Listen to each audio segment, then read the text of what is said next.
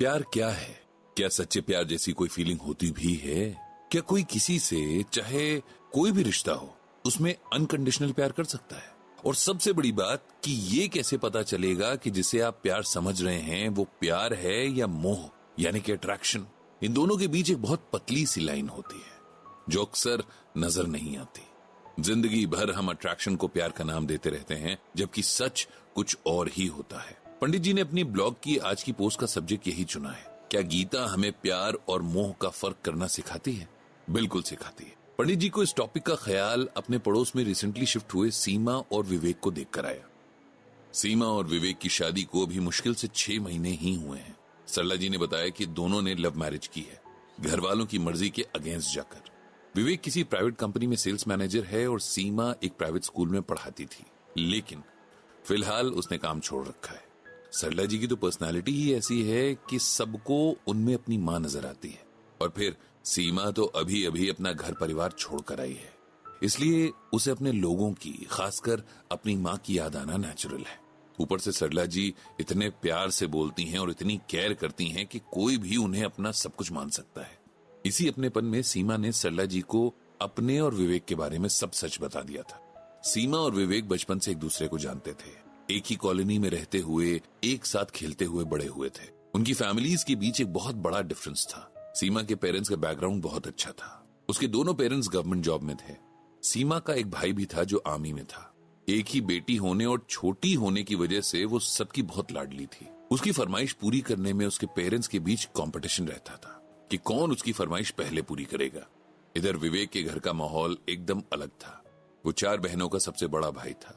उसके फादर एक मामूली से क्लर्क थे और उसकी मां घर के खर्च पूरे करने के लिए सिलाई का काम करती थी।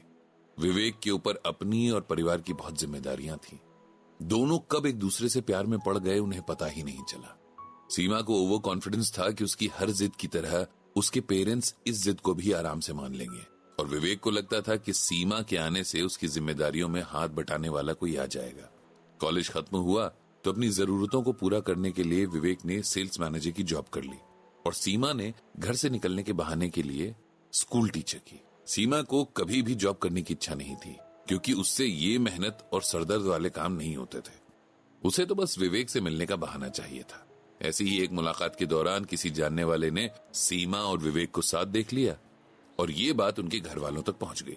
सीमा के पेरेंट्स ने तो सीमा को इतना डांटा और धमकाया कि एक बार के लिए तो वो डरी गई थी। उन लोगों ने विवेक और उसके पेरेंट्स को बहुत धमकाया। विवेक के पेरेंट्स ने उसे बहुत समझाया कि उसे अभी अपने बारे में न सोचकर अपनी बहनों के बारे में सोचना चाहिए। विवेक और सीमा जिस उम्र में थे, वहां लोग अगर कुछ करने की ठान लें तो फिर कोई भी बात असर नहीं करती। उल्टा जो वेल विशर्स होते हैं वो ही दुश्मन नजर आने लगते हैं। उन दोनों को भी ऐसा ही लगा। उन्होंने अपने अपने परिवार के प्रति बगावत कर दी और एक दिन घर छोड़कर इस शहर में आ गए। दोनों ने मंदिर में शादी कर ली और एक लेटर लिखकर अपने अपने घर वालों को इसके बारे में बता दिया। विवेक के पास सेल्स का एक्सपीरियंस था, इसीलिए उसे आसानी से जॉब मिल गई थी। शुरुआत में सब ठीक रहा, लेकिन फिर धीरे धीरे दिक्कतें पेश आने लगी। सीमा बहुत नाज नखरे में पली लड़की थी। उसने कभी घर के काम नहीं किए थे। उसे न तो पैसे सही से खर्च करने आते थे न बचाने। विवेक की सैलरी कम जरूर थी, लेकिन उससे उन दोनों का खर्च आराम से चल सकता था। लेकिन सीमा की फिजूल खर्ची के आगे वो सैलरी 2 दिन भी टिक नहीं पाती थी। सीमा खुद भी जॉब नहीं करना चाहती थी, क्योंकि पहले जो वो काम कर रही थी वो सिर्फ घर से बाहर निकलने का एक बहाना भर था। विवेक को धीरे धीरे रियलाइज होने लगा कि उसने अपनी फैमिली, खासकर अपनी बहनों के साथ गलत कर दिया है। कहां तो उसे उनका सहारा बनना था और कहां वो उनकी बदनामी और बर्बादी का कारण बन गया। इन सब की फ्रस्ट्रेशन वो सीमा पर निकाल देता था, जिसकी वजह से दोनों के रिलेशन में दूरियां आने लगी थी। सीमा रो रो कर ये सारी बातें सरला जी को बताती थी और सरला जी उसे हर तरह से समझाती। उसे समझाती कि अब हालात पहले जैसे नहीं है, अभी उनके पास इतने पैसे नहीं हैं, इसीलिए उसे अपना हाथ रोक कर चलना चाहिए।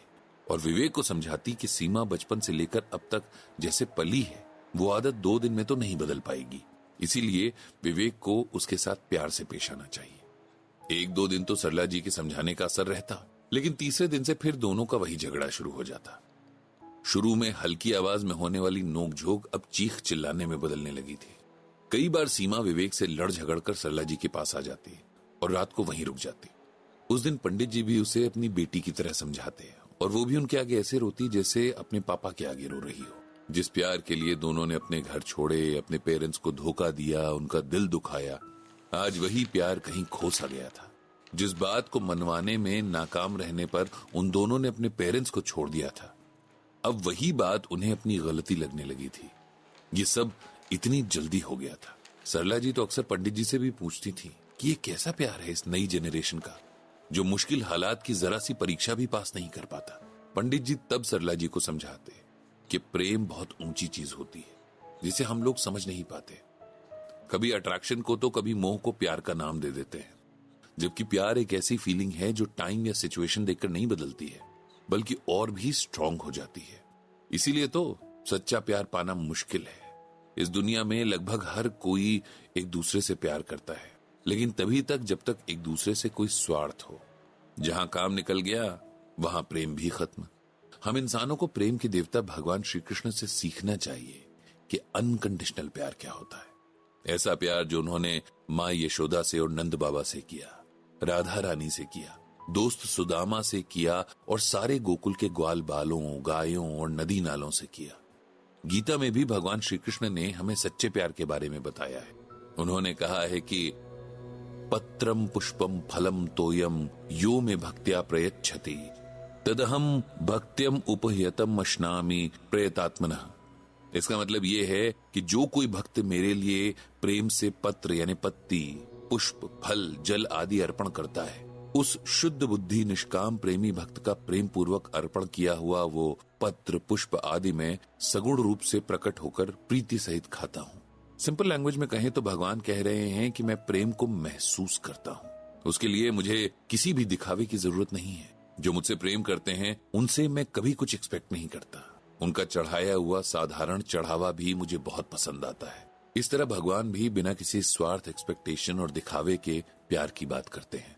अगर इसे हम ठीक से समझ पाए तो सच्चे प्यार को भी महसूस कर पाएंगे। पंडित जी ने भगवान श्री कृष्ण से सबके मनों में प्रेम भर देने की प्रार्थना की।